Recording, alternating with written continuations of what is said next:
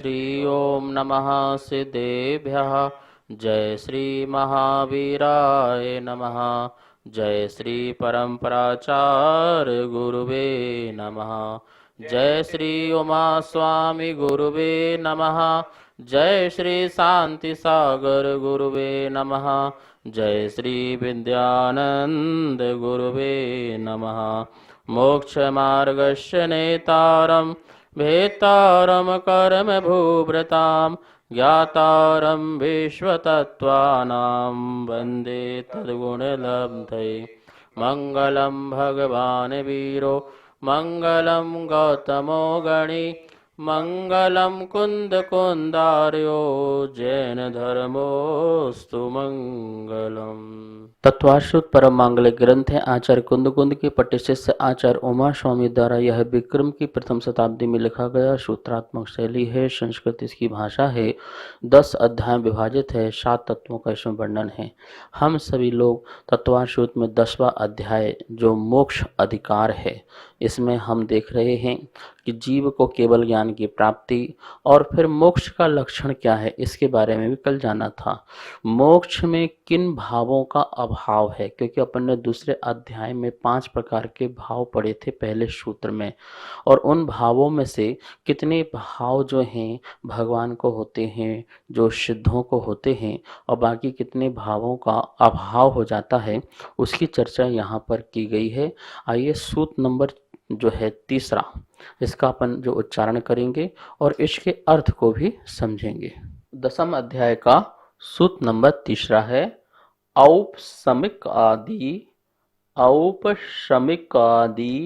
भव्यत्वानां च।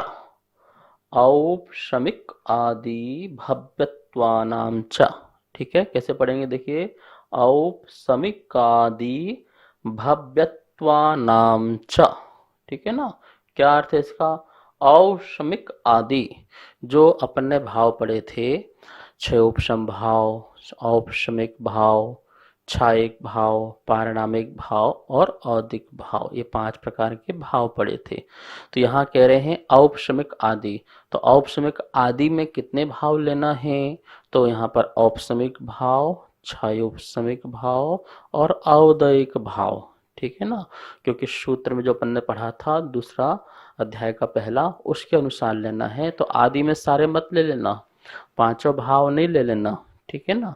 यहाँ पे किस बात की बात कर रहे हैं? औपशमिक आदि जो औदिक भाव है, औपशमिक भाव है और छौसमिक भाव है। इन 3 भावों का भाव चा और भव्यत्वानाम, इसको अलग से दिया है। पारिणामिक जो भाव थे, उस पारिणामिक भावों के 3 भेद थे। उन 3 भेद में से यहाँ कह रहे हैं भव्यत्वानाम, और जो भव्यत्वपना था वह भव्यत्वपना का भी अभाव हो जाएगा। इस प्रकार से यहाँ पर इन भावों का शुद्ध अवस्था में, मोक्ष अवस्था में जीव का अभाव माना जाता है। यहाँ पर यह सूत्र बोलने की क्या आवश्यकता थी? वह इसलिए क्योंकि पहले सूत्र में कहा गया था कि कर्मों के अभाव से जीव को मोक्ष की प्राप्ति होती है। तो यहाँ पर प्रश्न खड़ा किया गया कि क्या कर्मों के अभाव से मोक्ष की प्राप्ति होती है, या कुछ भाव भी हैं उनके अभाव से भी मोक्ष की प्राप्ति होती है? तो वह बताने के लिए कि मात्र कर्मों के अभाव से मोक्ष की प्राप्ति नहीं होती है, जो आत्मा के भाव कर्म होते हैं कुछ ऐसे जो विकारी रूप होते हैं, उनका भी अभाव होने पर ही जो है जीव को मोक्ष की प्राप्ति होती है। ऐसा निमित्त नैमित्तिक संबंध है कि यहाँ कर्मों का अभाव हो और जीव के विकारी भावों का भी अभाव हो, तो जीव को मोक्ष की प्राप्ति होती है। उसका समाधान करने के लिए आचार्य भगवान ने सूत्र नंबर यह 3 बताया कि जो औपशमिक भाव हैं, छायोपशमिक भाव हैं और औदयिक भाव हैं, ये 3 भाव जो हैं कर्म के उपशम से या कर्म के क्षयोपशम से या कर्म के उदय से जीव में इस प्रकार के परिणाम जो पाए जाते थे, उन परिणामों का भी क्या है? मोक्ष अवस्था में अभाव है। और जो ये भव्यत्वपना जो दिया है सूत्र में अलग से दिया है, वो क्यों दिया है? वह इसलिए दिया है कि पारिणामिक भाव तो होता है, क्योंकि पारिणामिक भाव जो जीवत्वपना है वह तो होता ही होता है, उसकी अनिवृत्ति के लिए, मतलब उसकी निवृत्ति नहीं होती है, अर्थात भव्यत्व परिणाम मात्र की निवृत्ति होती है, ना कि जीवत्व परिणाम की निवृत्ति होती। क्योंकि यहाँ पारिणामिक भाव लगा देते तो जीवत्व भी निकल जाता, तो आत्मा चेतना ही नहीं रहती, चेतना रहित हो जाती, अचेतन हो जाती। पर ऐसा कभी वस्तु स्वरूप में होता नहीं है। द्रव्य कभी दूसरे द्रव्य रूप परिणमन कभी भी नहीं किया करता है। यह द्रव्य का अपना अस्तित्व है, द्रव्य की अपना सत रूप और सत्ता स्थिति है।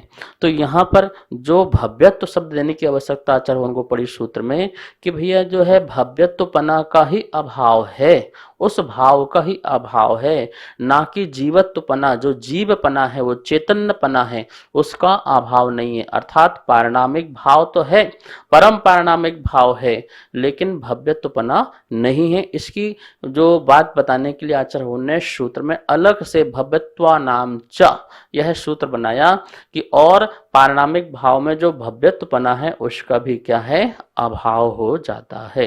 देखिए यहाँ पे लिखा हुआ है मोक्ष होने पर किन भावों का अभाव होता है।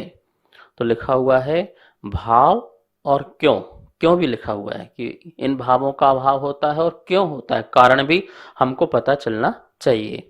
तो लिखा है पहला औपसमिक, छायोपसमिक और औदयिक, ये जो तीन भाव हैं, इन तीन भावों का मोक्ष में अभाव हो जाता है। क्यों, कारण क्या है? कर्म के निमित्त से होते हैं। जब तक ये कर्म नहीं होंगे तब तक ये तीन भाव नहीं हो सकते।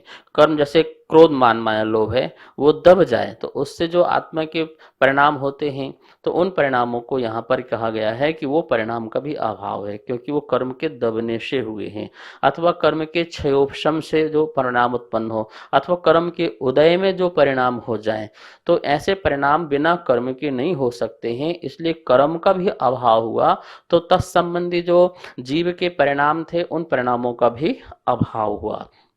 अब नीचे लिखा हुआ है पारिणामिक में भव्यत और पारिणामिक में अभव्यत, ठीक है ना, दो भाव लिखे हुए हैं, भव्यत और अभव्यत। भव्यत तो परिणाम क्या कहलाया करता है? रत्नात्रय की पूर्णता हो गई। भव्यत तो परिणाम का अभाव क्यों हो गया? क्यों हो गया सिद्ध अवस्था में? क्योंकि रत्नात्रय की पूर्णता हो गई, इसलिए भव्यत्व परिणाम भी जो था उसका भी भाव का अभाव हो गया। और पारिणामिक में अभव्यत्वपना का अभाव मोक्षगामी के पहले ही नहीं था। जो मोक्षगामी जो जीव था उसके भी पहले ये नहीं था, उसके पास ही नहीं था। क्योंकि मोक्षगामी मतलब जैसे सम्यक दर्शन प्राप्त किया, चौथा गुण स्थान है, व्रत आदि प्राप्त किया, उसके पास तब भी ये अभव्यत्वपना नहीं था, क्योंकि अभव्यत्वपना से ये मोक्षगामी नहीं बन सकता था। तो मोक्षगामी के पहले भी नहीं था, तो मोक्ष स्थान में तो ये अभव्यत्वपना हो ही नहीं सकता है, ये कारण समझ में आया, ठीक है ना। तो इस प्रकार से अपन को ये लगाना है कि भव्यत्वपना रत्नात्रय की पूर्ण प्राप्ति हो जाने के कारण अब कोई भव्यत्वपना नहीं है, और मोक्षगामी जीव के वैसे ही अभव्यत्वपना नहीं है, तो उसका अभाव हो गया। मात्र पारिणामिक भाव में जीवत्व नाम का जो पारिणामिक भाव है, चैतन्यपना है, वह जो है भाव जो है जीव के साथ अनादि अनंत रहता है, अनादि काल से है और अनंत काल तक रहता है, उसका कभी अभाव नहीं हुआ करता है। अब देखिए यहाँ पे लिखा हुआ है तीन प्रकार के कर्मों का नाश होने पर मोक्ष है। तीन प्रकार के कर्म का अभाव होता है तभी जीव को मोक्ष होता है, अर्थात परम सुख की प्राप्ति होती है, सिद्धत्व पर्याय को आत्मा प्राप्त होती है। कौन से तीन कर्म लिखे यहाँ पर? द्रव्य कर्म, भाव कर्म और नो कर्म। इन कर्मों के बारे में आपको पहले भी बताया मैंने 8वें अध्याय में। यहाँ भी देखिए द्रव्य कर्म, भाव कर्म और नो कर्म, इनका स्वरूप क्या है और नाश कैसे होते हैं, ये तीनों क्या किसके कारण से नाश होते हैं, तो ये भी यहाँ पर देखते हैं। स्वरूप पहले द्रव्य कर्म का क्या लिखा हुआ है, ध्यान से देखिए। आत्मा से संबद्ध कारण वर्गण रूप उद्गल स्कंद, ये कहलाता है द्रव्य कर्म। क्या? आत्मा से संबद्ध, मतलब कि आत्मा के असंख्यात प्रदेश हैं और सभी असंख्यात प्रदेशों में आठों कर्म की मौजूदगी है। तो वो इस प्रकार से जो 8 कर्म मौजूद हैं, विद्यमान हैं, संबद्ध हैं, अच्छी तरह से बंधे हुए हैं, दूध पानी की तरह आत्मा कर्म हैं। ऐसे कार्मण वर्गणा रूप पुद्गल स्कंद, तो जो पुद्गल स्कंद हैं उनका नाम क्या दिया है? कार्मण वर्गणा। वो कार्मण वर्गणाएं जो हैं, वो स्कंद जो हैं उन्हें कहते हैं द्रव्य कर्म कहते हैं। ठीक है ना? इनका नाश कैसे होता है? इन कर्मों का नाश कैसे होता है? तो नीचे लगा भाव कर्म के नाश होने से। भाव कर्म के नाश होने से द्रव्य कर्म का नाश होता है। जैसे जैसे भाव कर्म के नाश हो जाते हैं तो वैसे वैसे ही हमारे द्रव्य कर्म भी क्या हो जाते हैं? नाश हो जाते हैं। भाव कर्म मतलब राग द्वेष मोह आदि जो है ये हमारे भाव कर्म हैं। और भाव कर्म से होने वाले भाव, राग द्वेष मोह भाव, वो भाव और भाव कर्म, दो बात ध्यान रखना। जीव का विकारी परिणाम भाव है और कर्म का विकारी परिणाम जो है वो द्रव्य कर्म है। तो इस प्रकार से जो भाव कर्म के नाश होने से द्रव्य कर्म का भी क्या हो जाता है? नाश हो जाता है। फिर भाव कर्म में क्या लिखा हुआ है? मोह राग द्वेष रूपी विकारी भाव, ये जो भाव है यह भाव कर्म है। इसका नाश कैसे होता है? जीव के पुरुषार्थ से।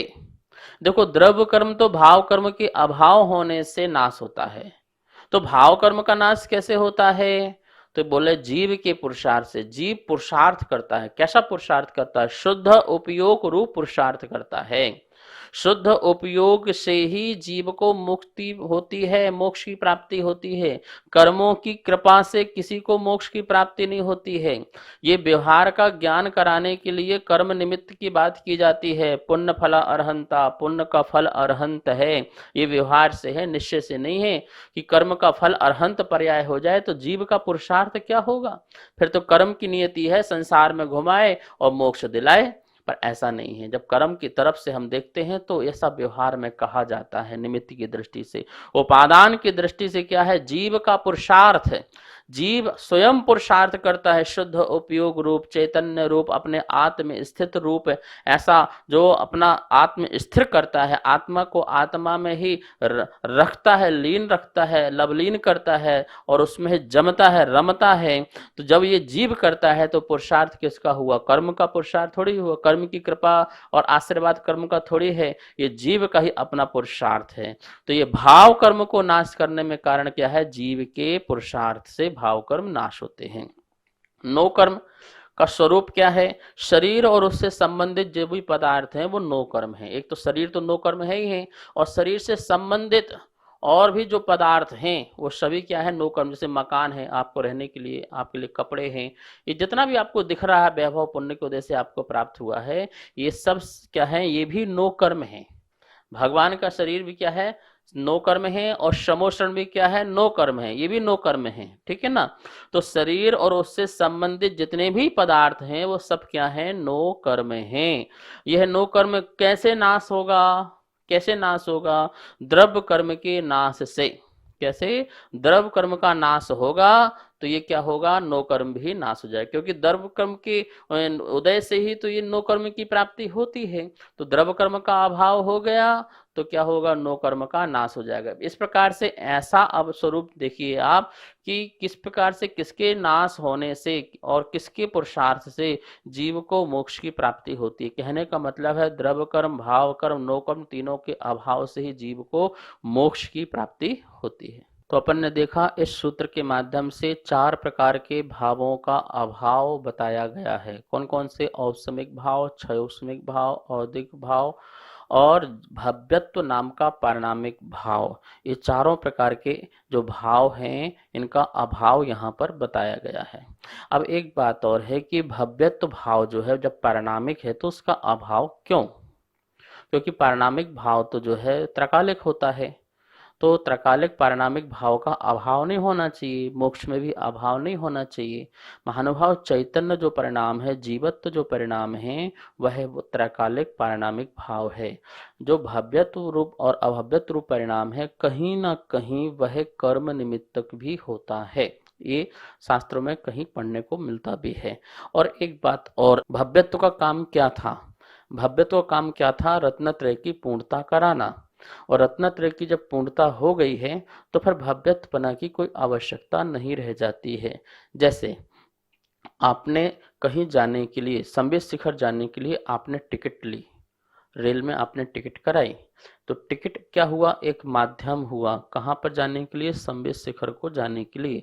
आपने टिकट दिखाया और आप गाड़ी में बैठ गए, और आप जब वहाँ पारसनाथ स्टेशन में पहुँच गए तो वहाँ पर जाकर के अब टिकट की कोई वैल्यू नहीं रह गई। बताइए, कोई टिकट की वैल्यू रह गई? अब आप क्या उस टिकट से कहीं और आगे की यात्रा कर सकते हैं? क्या पीछे जा सकते हैं? क्या आगे जा सकते हैं? गाड़ी से उतरते ही आपकी उस टिकट की वैल्यू खत्म हो गई, क्योंकि टिकट का जो काम था उसने अपना काम कर दिया। क्या काम कर दिया? आपको जहां जाना था वहां तक उस टिकट ने आपको पहुंचा दिया। अब उस टिकट की कोई कीमत नहीं है। आपको गंतव्य पूरा मिल गया, आपको गंतव्य पूरा हो गया, मंजिल पूरी मिल चुकी है, इसलिए टिकट की कोई अब वैल्यू नहीं है और टिकट का अभाव है। आप क्या करते हो? टिकट को संजो के रखते हो, संभार के रखते हो? नहीं, ये टिकट है, इसने मुझे यात्रा कराई है, मैं इसे कैसे छोड़ूं, ये तो जन्म जन्म के साथ मेरे साथ रहेगी। नहीं नहीं, उसको आप याद भी नहीं करोगे। जब तक गाड़ी में बैठे हो बार बार जेब में देखते हो, टिकट गिर तो नहीं गई, यहाँ वहां हो तो नहीं गई, और आप को बार बार भय भी रहता है कि वो चेक करने वाला आएगा तो उसको बताना है, इसलिए उसको बहुत सुरक्षित मोबाइल में भी उसका नंबर कर लेते हो, उसकी फोटो खींच लेते हो और वो भी कर लेते हो, सब कुछ कर लेते हो। लेकिन वो कब तक? जब तक आप गाड़ी में बैठे हैं और जो आपका निरीक्षण करने वाला आता है उसको दिखाते हैं, बस। और जैसे ही आप गाड़ी से उतरे तो आपके मोबाइल में खींची हुई फोटो और जो टिकट की है और जो साक्षात टिकट है, ये दोनों की वैल्यू खत्म हो जाती है। ऐसे ही जैसे ही जीव को मोक्ष की प्राप्ति हुई, पूर्ण रत्नात्रय जब प्रकट हो गया, तो पूर्ण रत्नात्रय प्रकट हो जाने के बाद उस भव्यत्वपना का क्या हो जाता है? अभाव हो जाता है, क्योंकि अब कुछ और होना नहीं है, अब कुछ और शेष होना रह नहीं गया है। भव्य मतलब क्या है? होना चाहिए। अभव मतलब नहीं होना चाहिए। जो मोक्ष रूप नहीं हो सकता वो अभव है, जो मोक्ष रूप हो सकता है वो भव्य है। अब वो भव्य हो चुका है, इसलिए यहाँ सूत्र में भव्यत्व का भी अभाव आचार्य भगवान ने बताया। पारणामिक होते हुए भी उस भव्यत्व भाव का अभाव होना जरूरी है, इसलिए यह सूत्र में इस भव्यत्व के अभाव की चर्चा भी आचार्य भगवान ने करी है। तो तीसरा नंबर का जो सूत्र था आचार्य भगवान ने नास्ति से समझाया। अब चौथा नंबर जो सूत्र आ रहा है तो वो अस्ति से समझा रहा है। क्या? पहले आपको ने बताया कि किन भावों का अभाव हो गया है, अब बताया जा रहा है कि भाई कौन से भाव हैं वो तो बताया जाए। तो जो भाव हैं उनको बताया जा रहा है कि ये भाव मोक्ष में होते हैं। तो पहला, नास्ति से ये नहीं होते हैं, नहीं होते हैं, नहीं होते हैं। अब ये होते हैं, होते हैं, होते हैं, तो कौन से होते हैं? तो सूत्र नंबर चौथा है, आप अपनी जनमानी में निकालिए। आइए उसका उच्चारण करते हैं और उसके अर्थ को भी समझते हैं। 10वें अध्याय का सूत्र नंबर चौथा है, अन्यत्र केवल सम्यक्त्व ज्ञान दर्शन सिद्धित्वेभ्यः। क्या पढ़ना है? सिद्धत्वेभ्यः, सिद्धत्वेभ्यः। ठीक है। अन्यत्र केवल सम्यक्त्व ज्ञान दर्शन सिद्धत्वेभ्यः। ठीक है। ये सिद्ध के साथ त्वा प्रत्यय लगा है और ये विभक्ति प्रत्यय लगा हुआ है। सिद्धत्वेभ्यः। अन्यत्र मतलब इनसे भिन्न। अन्यत्र किनसे भिन्न? इनसे भिन्न और कोई भाव सिद्ध परमात्मा में नहीं होते हैं। मतलब कि जो औपसमिक आदि है, छह वो भाव नहीं होते हैं, यही भाव ही होते हैं, यह बताने के लिए। अन्यत्र, इसमें जो त्रा प्रत्यय लिखा है ये स्वार्थिक प्रत्यय है और पंचमी विभक्ति में इसका अर्थ निकालते हैं अन्य। इनसे, इनसे भिन्न, इनसे अलग और कोई भाव नहीं होते हैं। मतलब कि सिद्ध अवस्था में, मोक्ष अवस्था में यही भाव होते हैं, ये ध्यान रखना। कौन से भाव होते हैं? तो केवल सम्यक, तो जो केवल जो शब्द है ये सबके साथ लगा लेंगे। ठीक है ना, यहां तक लगा लेंगे। केवल सम्यक्त्व, केवल सम्यक्तपना, केवल दर्शन, केवल दर्शनपना और केवल ज्ञान। यहाँ केवल ज्ञान पर केवल दर्शन और सिद्धत्व भाव, ये चार जो भाव हैं यहाँ पर सिद्ध भगवान के होते हैं, इनसे भिन्न और कोई भाव नहीं होते हैं। मतलब जो कर्म जन्य भाव हैं वो भाव नहीं होते हैं। ठीक है, फिर लगाएंगे केवल सम्यक्त्व, केवल ज्ञान, केवल दर्शन और सिद्धत्व, ये भाव होते हैं, अन्यत्र और कोई इनसे भिन्न भाव जीव में नहीं होते हैं। तो क्या लगाया अर्थ अपन ने? केवल सम्यक्त्व, केवल ज्ञान, केवल दर्शन और सिद्धत्वेभ्यः, सिद्धत्व पने से मतलब सिद्ध पने से, अन्यत्र अन्य और कोई भाव नहीं होते हैं। मतलब इन भावों का कोई क्षय नहीं होता है, ये भाव तो जीव के साथ सदा ही रहते हैं। सिद्ध अवस्था में उनके केवल सम्यक्त्व है, केवल सुख है, केवल ज्ञान है, केवल दर्शन है और सिद्धत्वपना है। ये भावों का अभाव नहीं होता है, अन्यत्र सभी भावों का अभाव हो जाता है जो कर्मजन्य होते हैं। देखिए यहाँ लिखा हुआ है, मोक्ष होने पर किन भावों का सद्भाव होता है? ध्यान से पढ़िए, भाव और क्यों क्यों इन भावों का सद्भाव होता है, अभाव नहीं होता है, ये भी जानिए। पहला लिखा है छायिक सम्यक्त्व। ठीक है, जैसे अपन ने केवल कहा, केवल केवल कहो या छायिक कहो, तो छायिक सम्यक्त्व, छायिक ज्ञान, छायिक दर्शन, छायिक वीर, वीर मतलब शक्ति, ये क्या लिखा है? क्यों होते हैं ये भाव? प्रतिपक्षी कर्म का अभाव होने से। इनके एक प्रतिपक्षी कर्म थे, तो उनका प्रतिपक्षी कर्म का अभाव हो गया, तो जीव में यह छायिक भाव प्रकट हो गया। छायिक सम्यक्त्व मतलब कि ऐसा दर्शन, ऐसी श्रद्धा प्रकट हो गई है चिरकाल अनादि अनंत काल के लिए कि कभी वो श्रद्धा वस्तु स्वरूप के प्रति टूट नहीं सकती है, ऐसा छायिक सम्यक्त्व प्रकट हो गया है। छायिक ज्ञान, केवल ज्ञान प्रकट हो गया है जो लोकालोक को उनके ज्ञान में झलकते हैं। छायिक दर्शन प्रकट हो गया है जो जो अभेद रूप से, अखंड रूप से वस्तु स्वरूप का दिखना होता है। छायिक वीर शक्ति प्रकट हो गई है इनके प्रतिपक्षी जो चार कर्म है उनके अभाव से। और पारणामिक जो जीवत्व भाव है वो कर्म निरपेक्ष स्वभाव है, वही भी उनके पास है। जो सिद्धत्वपना है और सिद्धत्व में भी वो जो जीवत्वपना है, वह जीवत्व, वह सिद्धत्व, वह पारणामिक भाव है, वह कर्म निरपेक्ष भाव है। कर्म के क्षय से कोई प्रकट हुआ हो ऐसा नहीं है, वो तो वह स्वभाव है, वह स्वभाव उनको पूर्ण रूप से शुद्ध रूप से जो है प्रकट हुआ है।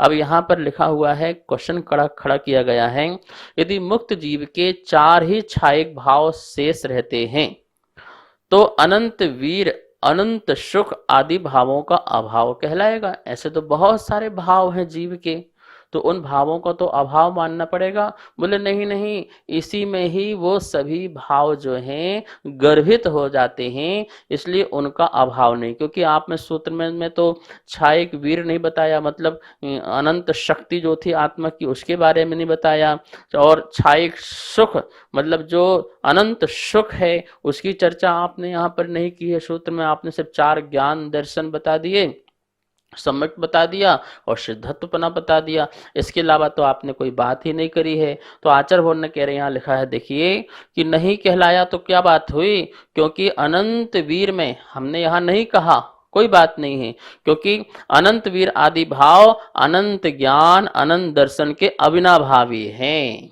अविनाभावी हैं, कैसे अविनाभावी हैं?